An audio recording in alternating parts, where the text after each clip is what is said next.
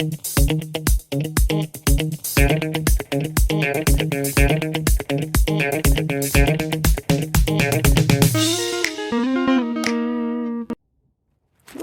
hi.